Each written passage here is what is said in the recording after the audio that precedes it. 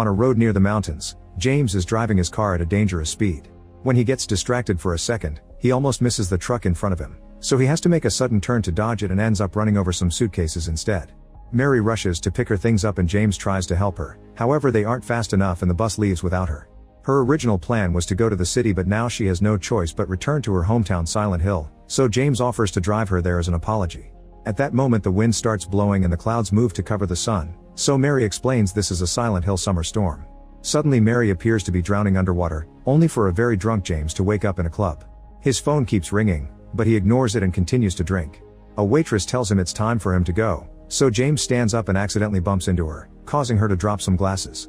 The bouncer approaches James to kick him out, but James pushes him onto the tables. Then he tries to pick up his ringing phone, but the bouncer grabs him from behind. James headbutts him to get him off, only for two more bouncers to grab him and finally kick him out of the club by throwing him on a pile of trash. The phone rings again, and James finally picks up. It's his therapist M, who is disappointed to hear he's drunk and reminds him that he shouldn't feel guilty. M tells him to go home and rest for an appointment tomorrow.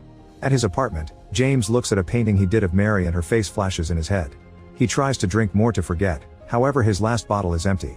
He throws it on the floor and watches it roll until it stops next to an envelope with his name. James opens the letter and is shocked to read it's from Mary. She knows it's been a long time since their breakup, but something has happened so she needs him to come to their old home in Silent Hill. James decides to drive to Silent Hill in the middle of the night under a raging storm. When he makes it to the mountain tunnel, he finds it closed. He drives back to the bus station and parks the car to sleep for the night. His dreams are filled with memories of his life with Mary. After he drove her home, they started dating and he decided to stay in Silent Hill with her.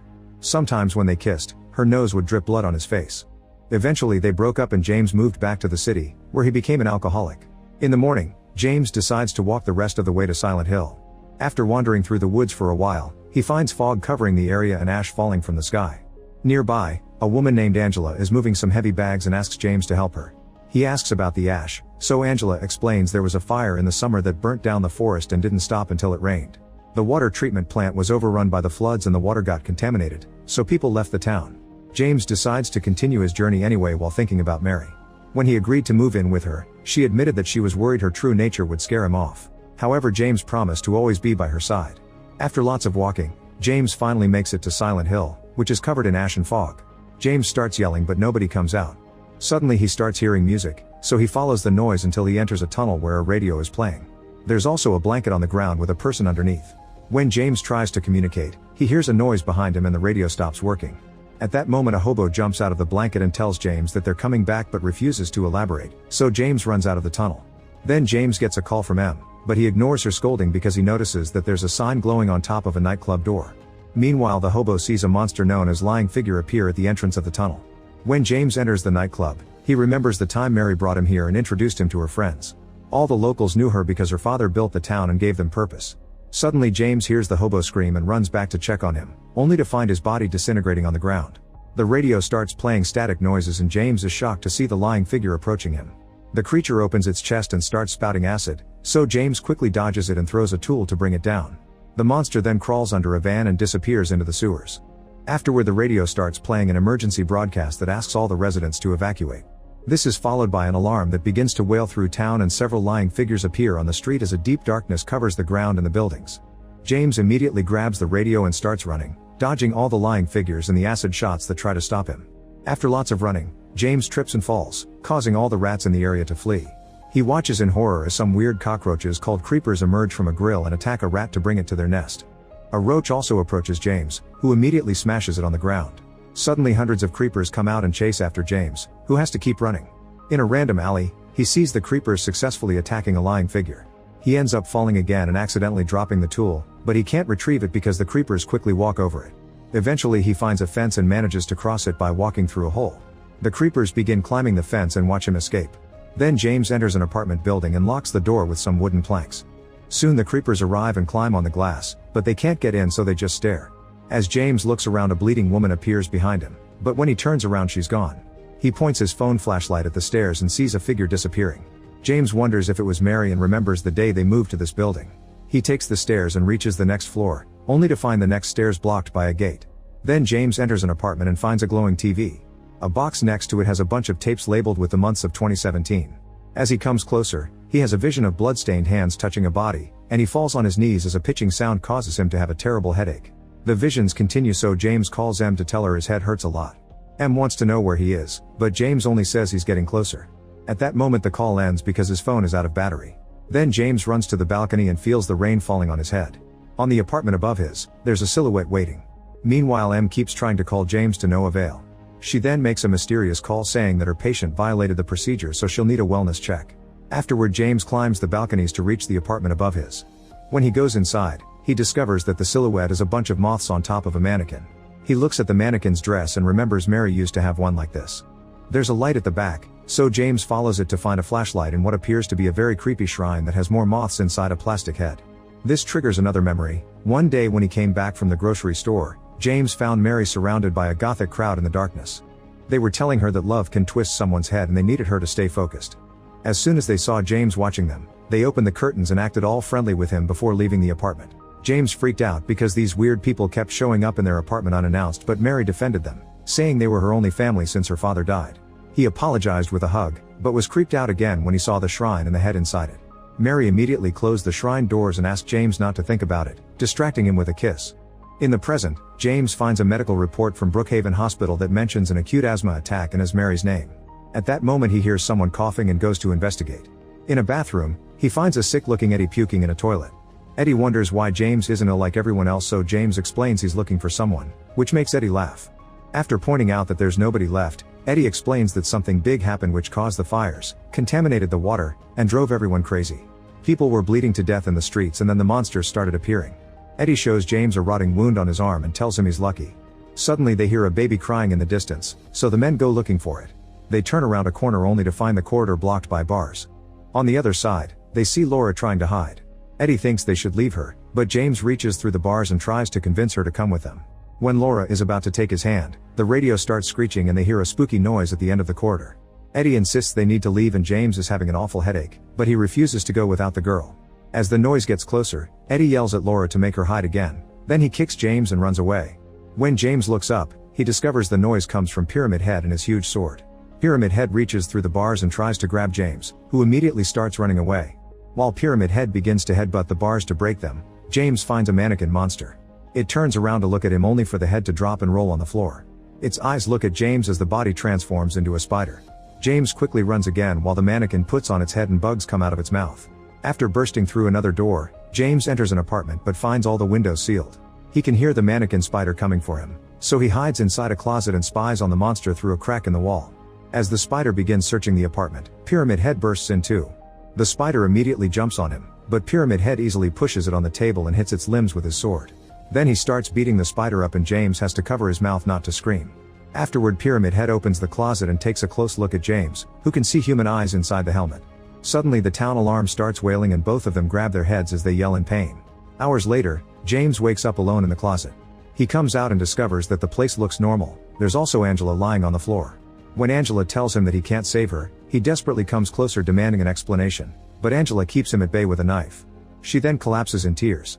James runs out of the building and on top of a wall he finds Laura, who asks him to catch her before she jumps down. She has a doll in her hand and says that Mary gave it to her. When James tries to ask for details, Laura sees something and starts running. James follows her, unaware of the person appearing in the fog. At a park, Laura enters a maze and James keeps trying to follow her, but he soon gets lost. Suddenly Maria appears behind him and asks about his plans. She decides to help him because he's the first normal person she's seen in weeks and there's strength in numbers. They manage to leave the maze, but when they reach the street, the radio starts screeching again. As a lying figure appears nearby, the duo hides behind a car and Maria holds James' hand. The creature spouts a bit of acid on the ground before walking away. Once it's gone, the duo comes out and James sees a building that triggers another memory. One day while he was wandering through the city, he saw Mary being dragged away by her creepy friends. He followed them into an alley, where he found a fence covered by posters. He ripped the paper off and pushed the fence to pass, only to find another fence at the opposite end. Then he noticed smoke coming from the ground, so he moved all the trash to discover a secret hatch with strange symbols. He opened it by pressing a button and went down the stairs to find a series of tunnels where he could hear the creepy people chanting. In the present, Maria takes James to the hospital, where he finds the patient's files and Maria discovers a bunch of tapes with medical notes. The doctor's voice describes some symptoms and blames them on exposure to an unidentified substance. The recording finishes with him asking Mary for her name. Maria tells James that there used to be rumors of a cult that worshipped Mary's father even after his death. In the next tape, the doctor mentions a potion that Mary drank for years and she admitted that it made her feel whole. All this makes James remember what he saw in the tunnels. The crowd was wearing black robes and making a masked Mary drink something from a small bottle. Then they lowered her body to the ground and started to drink her fluids.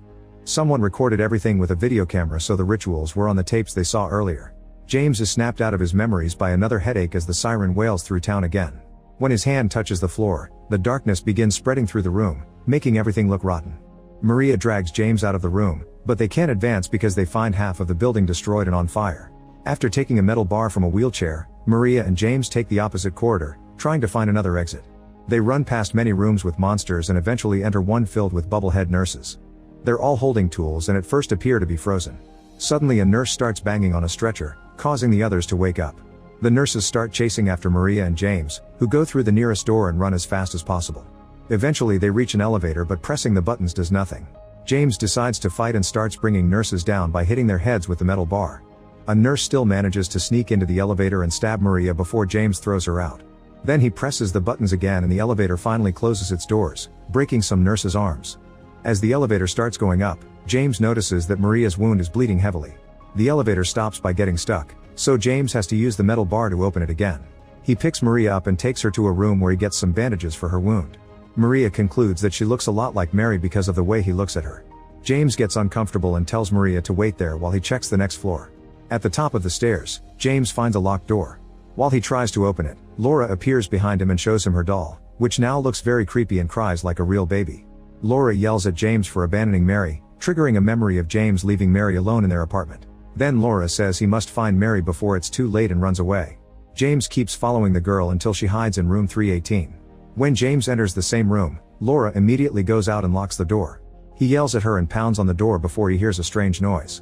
Suddenly a bed appears on the ceiling covered with giant sheets and Laura talks through the keyhole, wondering why James came. The sheets open to reveal a creepy humanoid creature whose nose drips blood on James' face like Mary used to. When he says her name, the creature pulls out 4 arms and grabs him before inserting a hand into his mouth. James struggles to breathe while Laura tells him to come back when he's ready. Suddenly James wakes up and finds himself in a hospital bed. He starts freaking out and a doctor tries to calm him down while telling him that he's in Brookhaven Hospital in Silent Hill. When he asks about Mary, M enters the room and tells him he needs to let go because Mary has been dead for months. James can only cry as he tries to make sense of his memories. In the evening, James finally manages to remember something. When Mary returned to the apartment after the ritual, James told her they had to leave, mentioning what he saw in the tunnels as the reason. Mary admitted she had been in the cult since she was a little girl and she never had a choice because her father forced her. When Mary pointed out that James was scared, he yelled at her and shook her body, saying he wasn't scared at all. Mary pushed him and explained she tried to leave the cult, but James ruined her escape when she made him lose the bus. She reminded him that he promised he wouldn't leave her even in the worst times, but James did so anyway. On his way out, he noticed many faces watching him from the windows. In the present, M tells another doctor that since James lost Mary, he lost his grip on reality and his desire to regain it. Then M checks on James, explaining that the creepy version of Silent Hill is in his head and if he doesn't agree to do therapy, that hallucination will destroy him. After M leaves the room, James looks out the window and sees a woman who looks like Mary on the street. The moths start landing on the glass and the alarm goes off as the darkness takes over the hospital once more. Suddenly James appears next to Maria, who tells him they should leave together since he couldn't find Mary. James notices how much she looks like Mary and Maria proceeds to kiss him, saying they could stay together there.